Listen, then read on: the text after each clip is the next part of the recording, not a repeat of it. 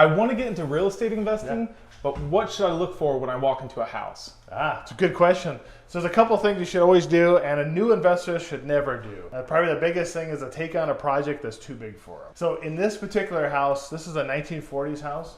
And the older the house is, the more cost it's going to be to renovate it, and the more problems you're going to find. And so you got to remember that when you invest in real estate, there's certain things you don't get paid back for. When you rehab a house, you don't get paid back for new roofs, new electrical, new plumbing, things that a house needs in order to be a house. And so if you buy an old house like this one and have to do the roof, do all the mechanical systems, you spend almost $50,000 before you even make the house look nice. So the trick is never buy a house that you think the rehab is cheap on, and it's typically an older house. It's going to cost you more than you think. And that's how a lot of investors lose a lot of money right up front, because they underestimate what an old house is going to take to make it look nice. Okay, well, why don't I just buy a new build then?